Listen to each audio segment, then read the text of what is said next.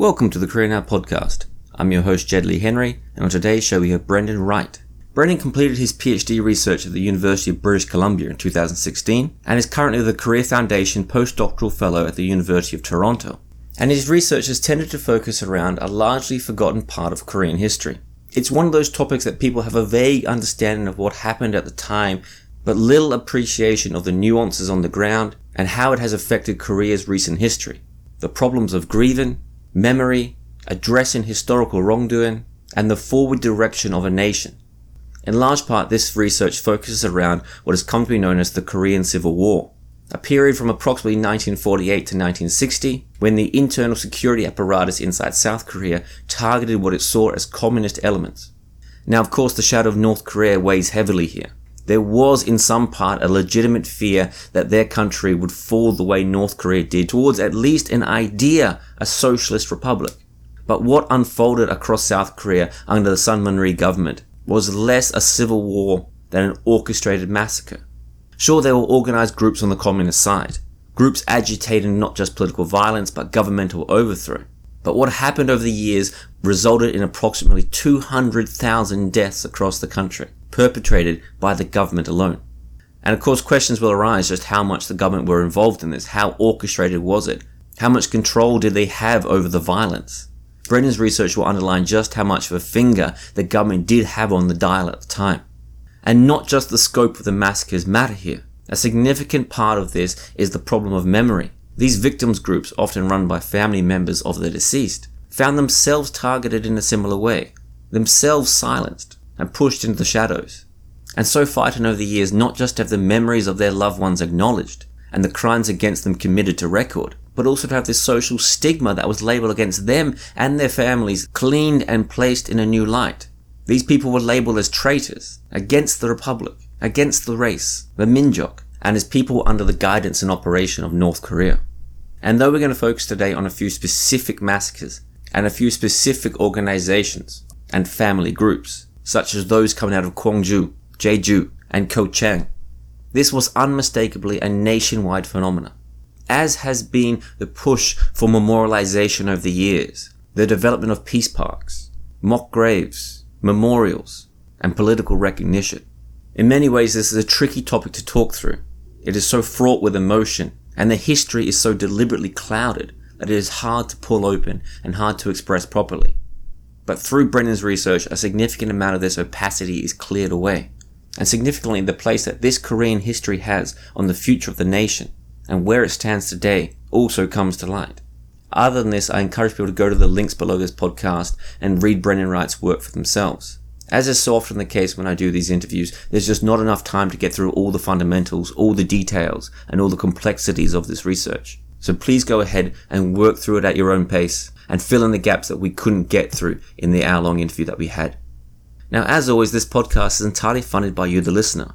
So please consider donating at the Patreon account or the PayPal link below if you want it to continue.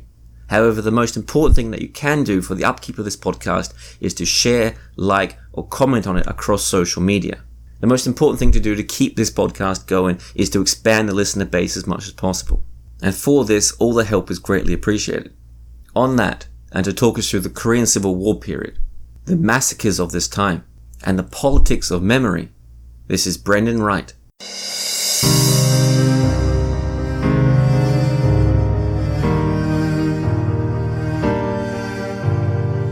Brendan Wright, thanks for coming on the Korea Now podcast. Thanks for having me.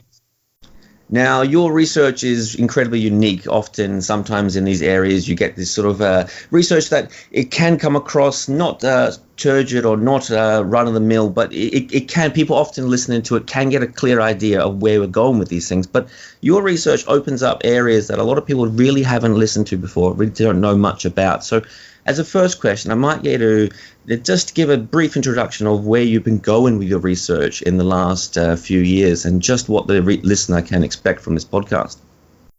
Yeah, sure. So I started this research, at least a version of it, over a decade ago. And at that time, the South Korean Truth and Reconciliation was up and running, and some of the controversies about the American Jeonghee massacre were out. And I was interested in a project on comparative memory politics.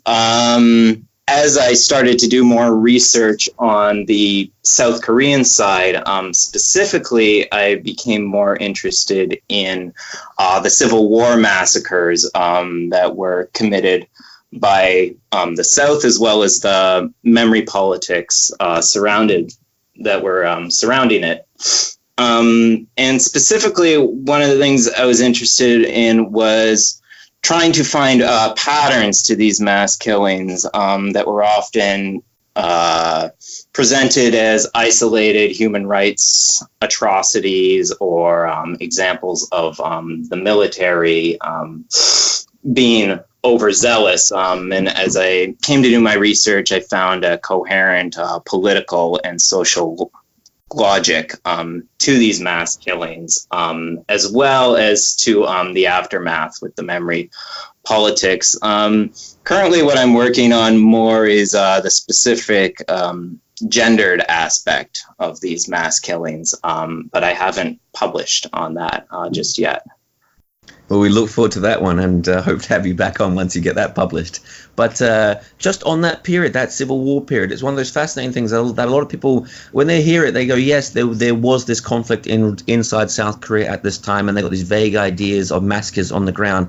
But I might get to open that up as just, again, another brief introduction to just where we're going here. So what period are we talking about here, and what was the direction of these massacres, just for people not listening, the people listening that may not have a great understanding of where we're heading with this. So what the massacres, what was the period, and what was the, I suppose, the motivation or the intention behind these things? Yeah, so the periodization is open to dispute. Some would go back to 1948 in the wake of the Harvest Rebellions. My research focuses more on the 48 period. Specifically, I argue that the Jeju Incident was in many ways the beginning of organized state massacres against the indigenous political left. They were labeled, of course, as North Korean agents, but it was almost entirely a local left at that point. This was tied to dynamics in South Korea surrounding actually the construction of the South Korean state. Of course, the state itself had only come into fruition in August 15th, 1948. The rebellion on Jeju had started a few months before that, on April 4th, 1948.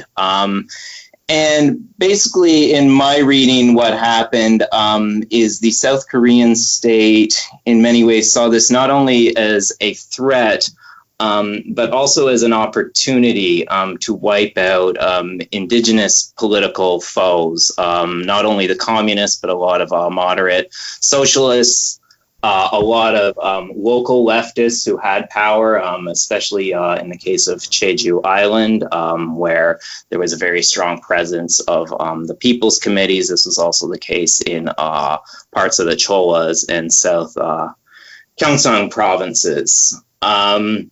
So that would be the context to the mass killings. Of course, at the same time, these are a part of a civil war, and there is a communist insurgency that's trying to build itself.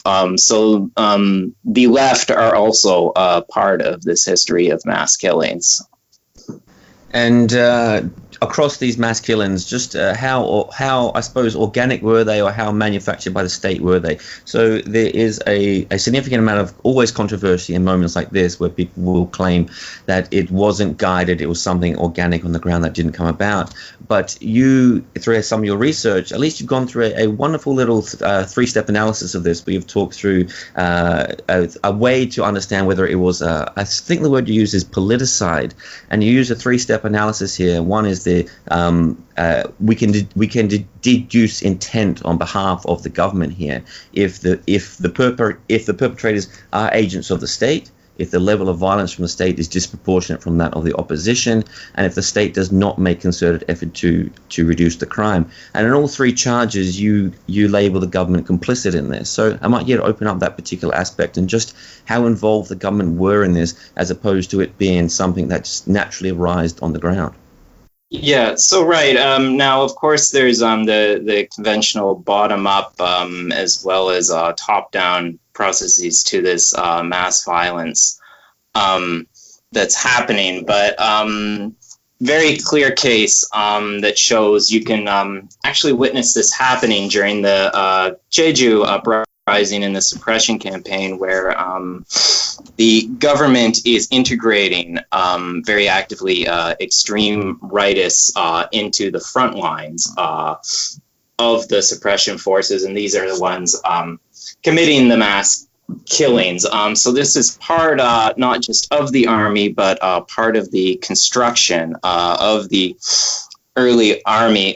You can also look at the retention of perpetrators. One of the worst perpetrators of these atrocities was a man named Kim Chong-won, who was the martial commander of the Gyeongsang province. Now, he had a notorious reputation for committing mass killings, really from 48 on. By the middle of the Korean War, he is one of Syngman Rhee's principal allies. And again, we can look also at dehumanization campaigns. Cho Byung-ok, for example, who was head of the police and actually later became a political rival to Syngman Rhee, was very active in wiping out not just the left on Jeju Island, but also the moderates from positions of power who wanted to negotiate in some ways with the guerrillas to at least have a temporary peace on the island. And the other way we look at it is simply that these are widespread across geographical regions, both before and during the Korean War. A lot of the mass killings, I think, in some ways end by 52 once the partisan movement is crushed. So let's open up some questions of memory here, and we'll build up the narrative of the massacres at the same time.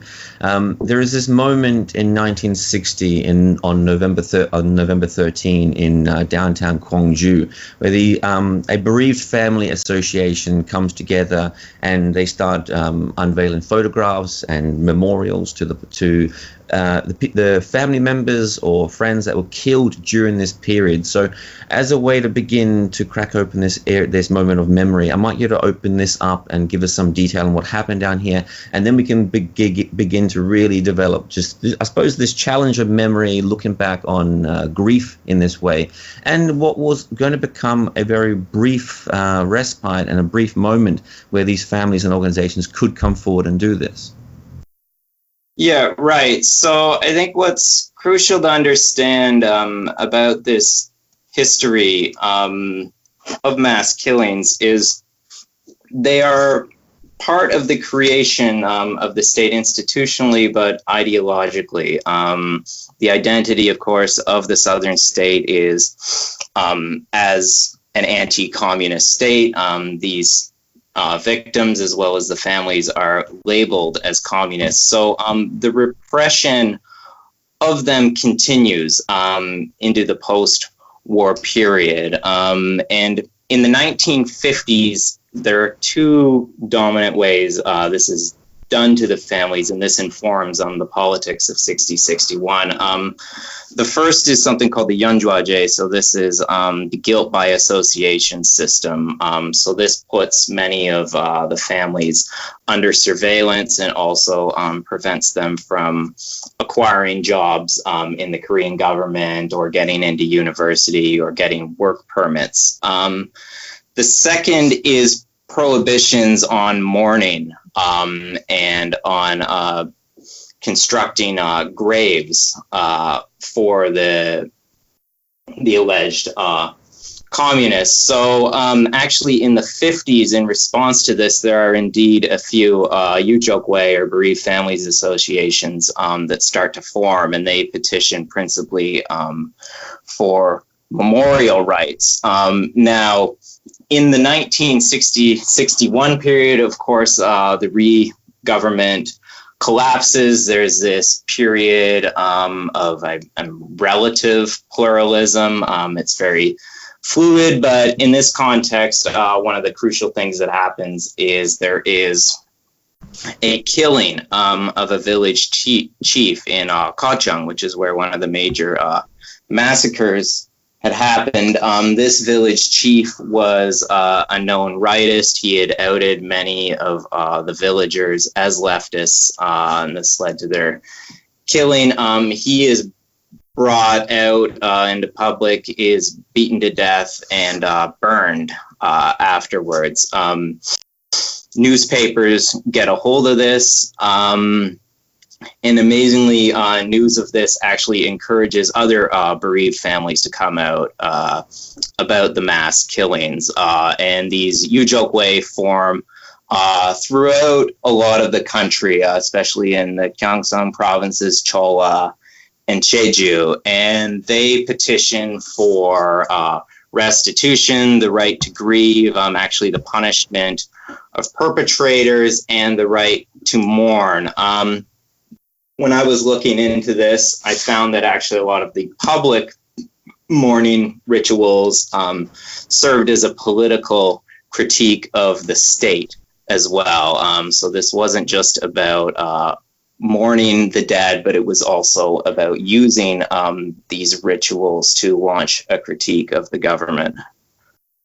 And on that, there's this, I suppose, a spectre, I suppose, looming over all of this. And then there's this idea that a lot of these victims disappeared, or at least the graves, or at least the remains couldn't be properly found. And in a lot of your writing here, at least about these, this look back and this problem of memory and grief and these bereaved families across the country, there's the great challenge here is this idea that they never managed to properly at least put their ancestors to rest. And of course, in Korean culture, this has a sort of a dark kind of looming stigma to it, this idea that this wrongful death has in fact brought about a kind of vengeful spirit of sorts that is looming over their lives. And it's not just something about putting to bed a family member, but dealing with that idea of, I suppose, a shamanistic idea of the spirit of these people still looming over them and challenging their lives every day.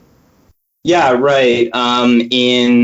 This idea is ubiquitous in not just the mourning rituals that were public, but also a lot of the petition is this idea of wanhan yonghon, so the aggrieved or begrudged spirit who at least officially is haunting these family members. So appeasing these spirits was central to the memory politics of the 1960s.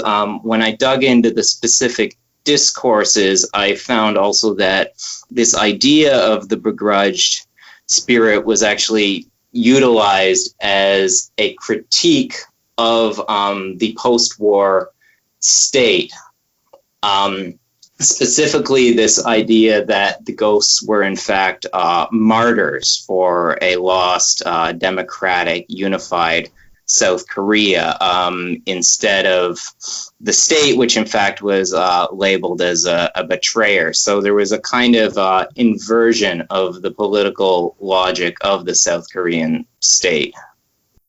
Let's open that idea up then, because a key aspect in all of this is that looming idea of stigma, and not just what the victims were charged with, but what the victims' families felt with. And of course, you spoke just about this period, this brief period be after Syngman Rhee's government falls, where these people can speak suddenly. Some of the freedom that they wish they had is restored, or at least returned to them in a way. And but there is a constant fight with the families of these peoples, not to just get their remains or properly grieve them in a way, but also to cleanse their memories, because of course these people were labeled as traitors, and these people were labeled as, I suppose, communist agitators. The activities were illegal, and of course there is a big draw through this that the government is desperately trying to do to show these people as enemies of the state. the investigations came out. There was a very brief investigation period. There was the punishment of a couple of perpetrators, such as Kim Jong-won. And then Chang Myon basically said, the past is the past. Let's move on. Now, in terms of the social context, on the ground, there are still many powerful rightists, of course, in the police and in politics, and they are harassing, in some cases, starting altercations and riots with the bereaved families on the ground. Now, one of the major tensions, and a lot of this history is actually not well known. You have to read between the lines in the text, but one of the clear tensions within the bereaved family groups is over the nature of politics itself. Exactly who were these people who were killed? And in some cases, you will find families who depoliticize these deaths. This is simply a case of families who were in the wrong place at the wrong time, and the government must honor that historical wrong. But the leadership of the Yujokwe, especially at the national level, actually had ties to the South Korean Labor Party as well as the National Guidance League. And they launched a more radical criticism and attempt to rehabilitate the honor of these victims. But what is curious about this is, while they portray their lost ones as patriots and martyrs for the nation, they do not discuss the left-right politics of the previous area that led to their killing. So there's this presence of anti-communist ideology still constructing the criticisms of the anti-communist state itself. And how much of this is truth-seeking? Because as I suppose we can introduce this at the same time here. You mentioned earlier the idea of a truth commission in South Korea and how important this was. And many people might have ideas in their minds of similar truth and reconciliation commissions in places like the former Yugoslavia or in Rwanda. And the idea for many of these organizations when they're set up is not just to punish perpetrators, or not at all often. It's simply to bring out the truth of the events, and this can have a huge cathartic effect for victims and victims' families. So they may not see the perpetrators themselves being charged with crimes, but they're having the crimes recognized publicly. So how much of these events and this after the fact event was simply an attempt to bring about truth that had been silenced, or how much was it, like you said before, an attachment to the importance of grieving inside the society, and I suppose clearing the names, or at least clearing the stigma away from the name? So how much of this was focused on opening up the true scope of the massacres themselves? Yeah, I think that was obviously a major part of it, but we shouldn't. One thing that happens with a lot of literature about this subject is the kind of global politics of truth and reconciliation that you're talking about get projected into the past of this period. In all of the petitions I've read and the memorials that I've read, the punishment of the perpetrators is as central as truth-seeking or honor restitution. So this is not primarily, I think, a kind of reconciliation, a politics of reconciliation in the way that it operates in the present. This is I think, in many ways about a kind of justice, about correcting the wrongs by punishing the perpetrators. And of course, one of the things we have to think about with this period, and it's a fascinating thing to think about, unfortunately there isn't a lot of evidence to draw from, but that is after these mass killings, of course, everybody returns to the village and in many ways live in the same village as some of the perpetrators of these mass killings. So this is the first period in which those unspoken, or at least largely unknown, moments can come out. So that might be a good way to open up another question here. How successful do you see these events as being? Because in some ways there were significant limitations to the truth commissions, and certainly for some of the investigations into the truth commissions, at least in those early stages. So you've done a lot of work here and a lot of research on some of the ways it seems as though they were deliberately limited, but also just perhaps the limited resources, the limited outreach, the lack of diversity in who was on the panels of these organizations. So how do you see them actually working out in practice now, looking back on it? Yeah, so, well, I mean, I'll get to how they ended. Obviously, they ended in catastrophe in the 60-61 period. But at least prior to that, I mean, the investigation period was very short. I think they estimated or turned up an estimated 11,000 victims total. Everyone debates about the number of victims, the actual number during this period, but I often hear over 100,000 for the National Guidance League incident alone, and as much as 200,000. So in terms of honoring or getting to the truth of how large of a scale this happened on, it's quite small. They also weren't carried out in some of the provinces like Kyongju, Seoul, and Chungcheon. So they only happened in 3 provinces. So it was a very limited investigation, both in terms of what they found and the scope. Now, of course, when Park Jeonghee came to power, one of the first things he did was order the mass arrest of the Ujokwe leadership and many of the members of the committee.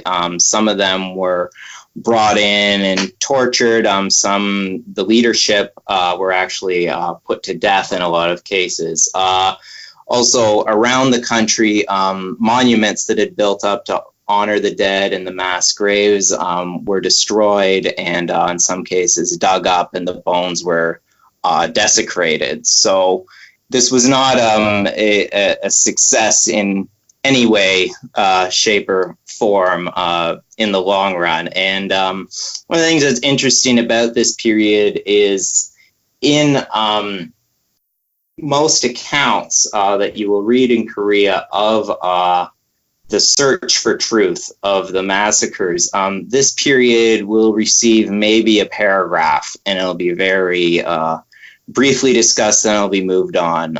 There really isn't widely discussed or included in the history of reconciliation.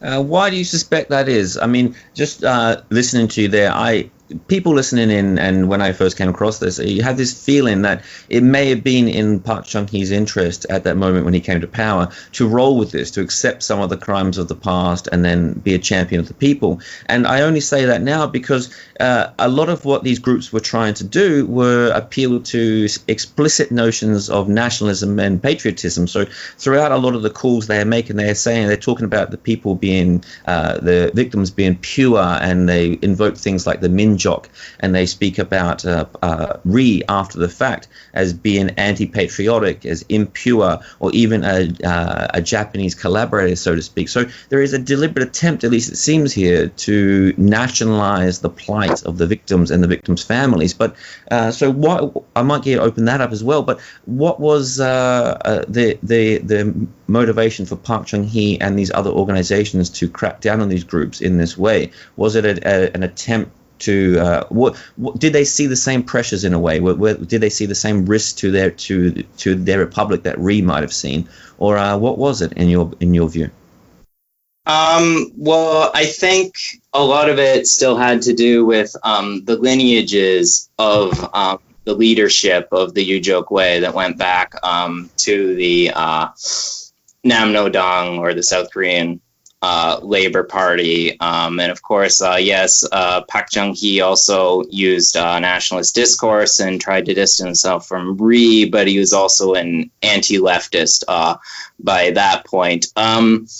Some scholars have suggested, but this is mere speculation, that part of this was a broader series of show trials or trials against leftist activists, as well as corrupt officials. And some people have argued that this was in a way a signal to the American government that Park Chung-hee could be a reliable anti-communist, because of course he had a history of being involved in the South Korean Labor Party and was actually arrested during the Yosu uprisings and got a stay of execution. So I think it was maybe in some ways also a way for Park to get rid of that stigma of being a leftist. So on that, how complicit were America in this? So of course, a lot of this period, people talk, as you were there, that that this is a government that is in many ways sponsored by America, or at least has incredibly close relationships with America here. And of course, a few things come through there, as in this idea that America are looking over this, or at least South Korea, perhaps Rhee was fighting a battle that was a continuation of America's Cold War battle. So throughout your research here, did you find any sort of complicity, or was it more of a silent support from the background, or did America express any concerns during this period? Yeah, so certainly during the Civil War period, Americans complicit and in many ways helped author these massacres, especially on Jeju. They still had official control of the army. One of the main counterinsurgency commanders, Roberts, actually encouraged a hardline policy on Jeju, and they knew what was happening during the prison killings as well. During the war, Americans photographed it. I've come across documents where American generals at least stop a mass killing, but then a mass killing will happen in that same spot a few days later. The official position of Dean Acheson was that this was an internal matter for the South Koreans to deal with. So there's a lot of records of American complicity in the atrocities itself. Now, for the 60-61 period, I haven't come across any evidence that Americans even knew this was happening with the bereaved families. It doesn't seem to have been a major concern for them. So let's move on to Jeju then, and the massacres there, because again, this is one of when people do have an understanding of the Civil War period, they often think of Jeju. So this comes across as, for many people, the pinnacle of the massacres there. So might get to open this up and talk about Jeju and the incident there. And of course, this is one of the challenges, just as I was speaking about there. There's a lot of different ways in which people look at this. There's just the phrasing tells you a lot here, depending on which literature you read. Incident, situation, uprising, struggle, right. Riot. There's a whole series of challenges here. So why did Jeju become the epicenter for so much violence at this time? And at the same time, what happened around this period in April 1951? You mean in April? Oh, sorry. Yes. Right. Yeah, I mean, the Jeju incident, of course, can be read as its own separate incident as well. But to kind of simplify it as much as possible, when prior to the Americans and Soviets arriving, of course, Koreans organized a kind of quasi-independent series of local governments called the People's Committees.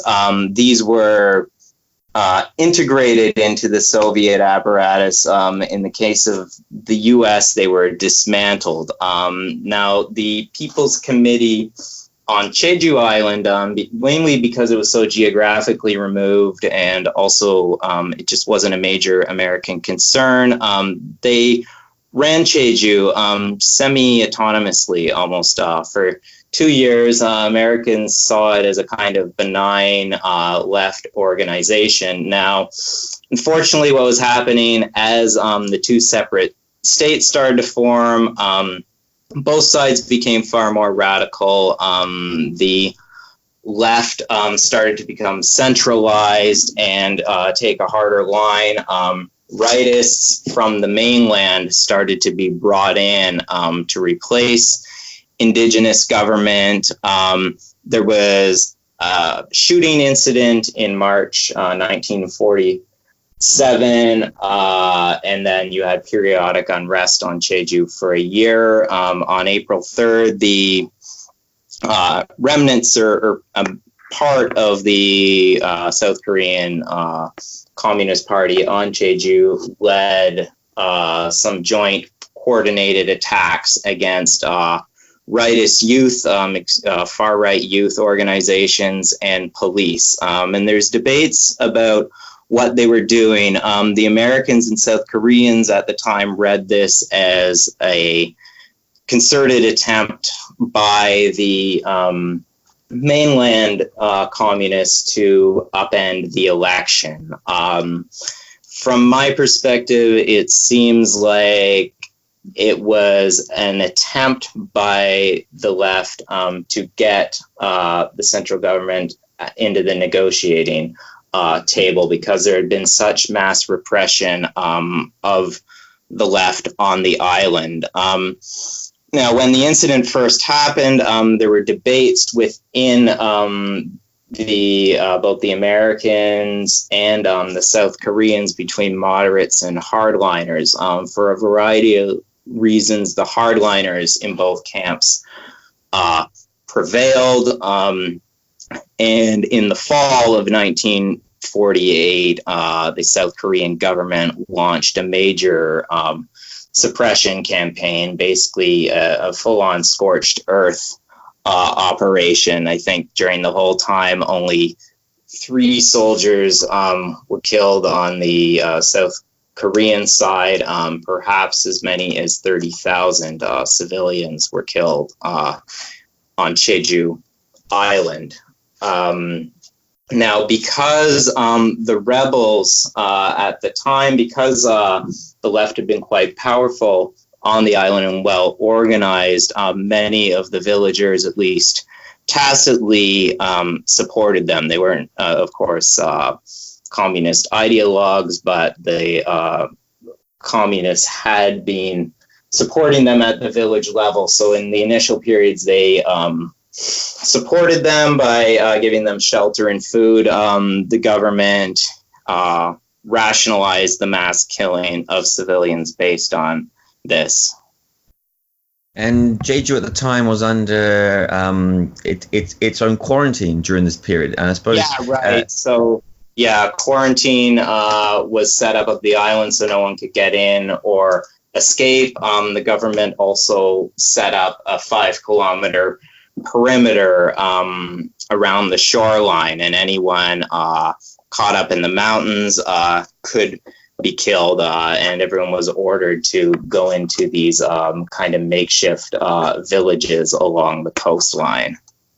I mean, that is my follow-up question there as well, because as you're talking there, it sounds, at least on paper, like a lot of what at least the security forces had in their mind was anti-communism, and perhaps this was a way, from reading through some of your research here, of simply an embryonic way of holding together the national security establishment. They have this enemy and something to fight, but it does sound in many ways as an incredibly hard thing to prosecute if you're going to go village to village looking for communists and communist sympathizers. So how random were these attacks on these on communist and communist villages in this way? Well, I'm not sure what you mean by random, but basically anyone caught in those mountainous villages was deemed as a supporter of the rebels, so could be killed. So you will see, in terms of the percentages, I mean, young men were still the main people who were killed because they were perceived as military threats. But on Jeju Island, compared to other areas, I think it's about 25% were women, children, and elderly. And there's just numerous cases of entire villages and families being completely wiped out systematically, sometimes over multiple day periods. I suppose what I was getting at there is the idea of how widespread was communist sympathy. Now, of course, this is a time and period in the world where communism didn't quite have the stigma that it does today, and it has a certain, I suppose it was a way in which it had an ideology of liberation to it in some ways. But it does sense from reading through some of your research here that a lot of what the security forces were doing was almost it was a useful enemy in a way. And I suppose my question is, how real was the fear that they had in their minds, and also on the ground, how deep was the sympathy? As someone who has lived in Korea for a while, I bump into everyday Koreans that will talk about Jeju, and they will still say there are communists down there, and I wonder how real this was, or how much it was simply a red scare, so to speak. Yeah, so, many of the frontline troops were from the Northwest Youth Alliance, who were kind of North Korean refugees who had lost land during the land reform of 1946 and had fled to the south, and many of them were hardline Christians. And I think they were told that on the island, it was a majority of support for communists. Indeed, I think it was Cho Byung-ok made the comment that Jeju was 90% red, and it was often called a red island. So there was a widespread belief within the security forces that the islanders were indeed leftists. And the other thing that was happening at this time was the Islander members of the police force and the constabulary were being purged and removed for mainlanders because they were deemed ideologically suspicious. Now, in terms of sympathy for communism on the island, that's a very tricky question. I think the more useful way to look at it is looking at sympathy for the communist program or indeed the communist resistance against the government. Some of the initiatives that the communists, or the left, at least the people's committees on the island, that they had done were popular, especially things like land reform, purging of corrupt police officers, these kinds of things that were central to the leftist program. And this is actually what leftist activists on the ground pointed to. A lack of popularity for the mainland government and the rightists on the island was probably more salient than any kind of ideological commitment on the part of the villagers. And from that, let's look at the peace parks that came up. So let's look at, I suppose it might be most pertinent to look at Jeju's peace park and open that up. So as you mentioned earlier, there is this period, the Civil War period, and a brief respite for a year in between, and then any hopes of producing monuments like this disappears. But since then, and since the opening up of the Republic and a democratic formation here, these communities have had a chance to memorialize the victims in a way. So, and one of the most important things has been the creation of these peace parks and the Jeju Peace Park. So, what exactly is this, and why is it so important?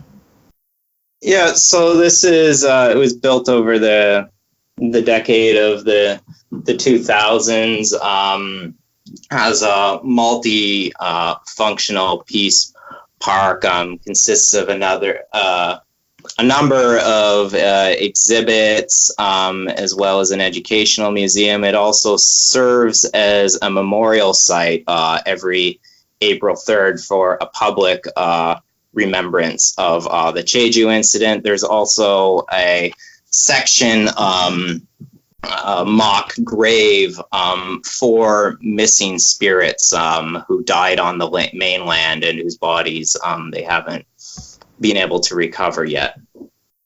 And how localized is this? Is it something that simply talks about the Jeju Incident, or does this link towards the bigger Civil War discourse and the massacres across the country? So how nationalized is this grief, or is this, and moments like this individual communities simply looking inwards and mourning their own loss in this way? Yeah, so there's elements of both, but its particular energy, I think, is drawn locally. The Jeju Incident, for example, in the History Museum is principally narrated from a local perspective. So, for example, comparative leftist uprisings that were happening on the mainland, such as the Yosun Sakon, are given very short shift. And indeed, there's very little dialogue about any broader national killings that are happening on the mainland. At the same time, there's definitely this narrative idea that the uprisings by the Jeju left that were at least in many ways supported by the people initially were patriotic and nationalistic and were in opposition to national divisions. So if we think about the kind of stigma of Jeju as a red island as unpatriotic, there's this kind of inversion. In a way, it's the Jeju people who first tried to resist South Korean Korean division. And this might be a good moment to open up the relationship between the Jeju Peace Park and the National Guidance League killings, which in some ways is not an odd connection, but a unique kind of connection. So what exactly was that? What exactly is the relationship, the unique relationship between the Jeju Peace Park and the National Guidance League killings? Yeah, so just for people who don't know, the National Guidance League was at least officially a rehabilitation league that was set up by the Rhee government in 1949, and it was premised on this idea that leftists could get political clemency and a path to citizenship if they joined this league. They had to sign a pledge saying that they were a communist or a member of the South Korean Labor Party. They had to go to meetings. They were supposed to identify other communists. Indeed, there were incentives for doing so. Now, what happened was the recruitment process itself was quite coercive. Many rightists and right youth leagues were put in charge of recruitment, and they were given incentives to find more numbers. So a CIA document I found said that they estimated there was about 20,000 communists in South Korea in 1949. For the National Guidance League, prior to the Korean War, just prior to the North Korean invasion, its membership was at 300,000. So it ballooned, and you had, at least on paper, 300,000 confessed communists. When the North Korean army invaded, there was rumors that many members of the National Guidance League were participating in the occupation and uprisings against the South Korean government. Now, we don't actually have the document, but it's believed that an order went out from Syngman Rhee to commanders on the ground to use their discretion in executing any suspected political subversives. And Kim Dong-chun, who was a chair of the Truth and Reconciliation Commission, estimates that perhaps 100,000 National Guidance League members were killed, principally over July and August. So that is the National Guidance League. Now, on the Jeju Island, there were members of the National Guidance League who joined after the Jeju massacres, and some of them were sent to prisons on the mainland as well as political prisoners, and they were killed. Now, these spirits are honored at the exhibit, but there, at least when I was there, there's no explicit mention of the National Guidance League itself. Now, we can read this in part as part of the continued discomfort there is about leftism and this reluctance for victims to be associated with other victims, especially in the case of the National Guidance League, where you have clearly confessed communists. Of course, most of them were probably not, in fact, communists. So how consciously political are these memorials today? I mean, as we mentioned earlier, Jeju has a certain amount of autonomy, and I suspect because of that, they could approach maybe the political realm of their memorials with a bit more fervor than other parts of the country. But it seems, at least across the country, there to be a certain leaning against politicizing these memorials in a way. So am I correct in assuming that, or am I totally off the mark there? Yeah, no. So in the case of Jeju, the way that Jeju evolved into a kind of, at least the part of the Jeju memory that is a shared collective memory amongst Islanders, at least the official one that's expressed, it was a part of a drawn-out process where there's tensions on the island, of course, about who should be honored in the Jeju Incident. Previously, the bereaved families were rightist families who had been victimized by leftists. Over the 90s, those groups were slowly taken over by families who had been killed by rightists. However, within that cohort, there were debates about what kind of narrative and who should be honored, some being more associated with leftist politics, and the idea was to honor actually the guerrillas as patriots. But then the kind of mode of discourse that was accepted was more around human rights of victims of state abuse and human rights violations. As far as politically, though, there is still this idea running through the museum that the Jeju Islanders were patriots for the nation, the Islanders, at least, though there is a kind of reluctance to actually honor the people who violently rose. And indeed, actual members of leftist groups who were killed still can't be honored there today. And as Kochang incident, now in this case, I would say that the narrative at that peace park is fairly depoliticized, at least in terms of any left or right politics. It is simply a story of a state atrocity and victims searching for compensation. And the way that Peace Park is constructed, especially the museum, it's to entirely decontextualize the Kochang incident from the broader politics of partisan warfare that was going on throughout the Gyeongsang and Cholla from 48 to 52, in some ways later. Now, you mentioned earlier in the podcast about how, in some ways, the democratic future of what Korea was going to become managed to envelop some of these movements in a way, and some of these people were seen as martyrs for the future democratic republic of Korea itself. And I wonder, and this is a significant part of some of your research, at least the deep questioning is here, and I suppose this is more of a philosophical question here, looking back here.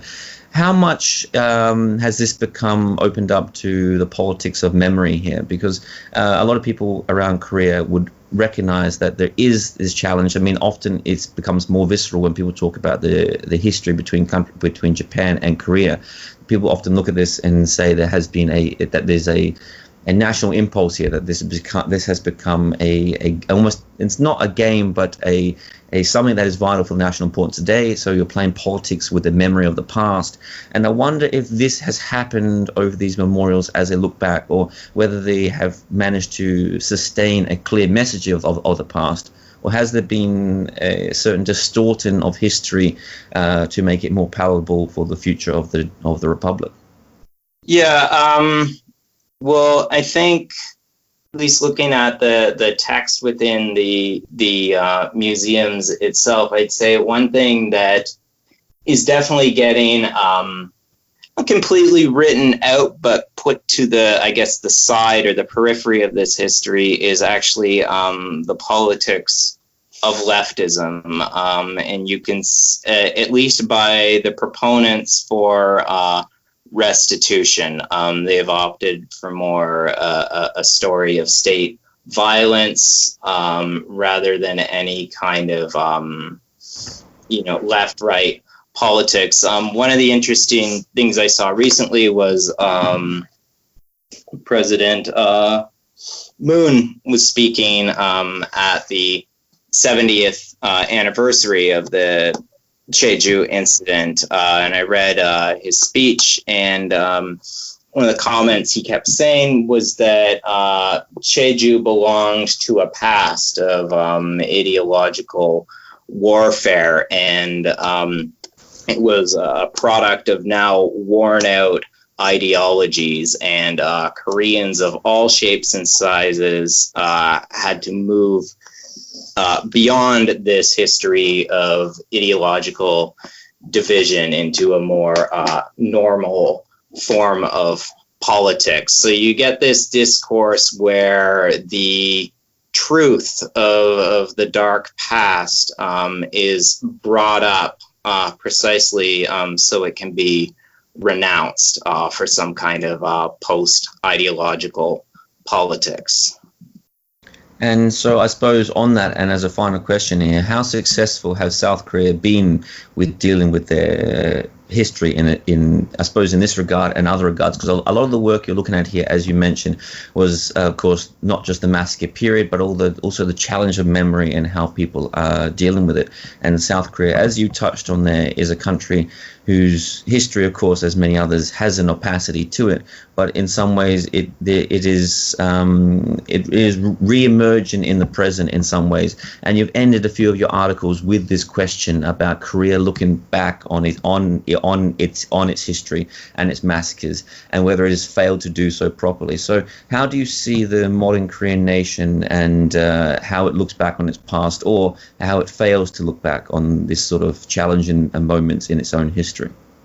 Yeah, so I mean, it's a big question, and it's an important one. I would say, relative to what they were up against, these families, the success is astonishing over the past 2 or 3 decades, at least in terms of the bereaved families. At the same time, I would say, with the exception really of the Jeju incident, I don't think there is a very strong consciousness in South Korea, and certainly there's no what you would call, I guess, a horizontally shared memory of victims to anchor any of this history. It still remains, I think, very ephemeral, very scattered, and very localized. Most of the people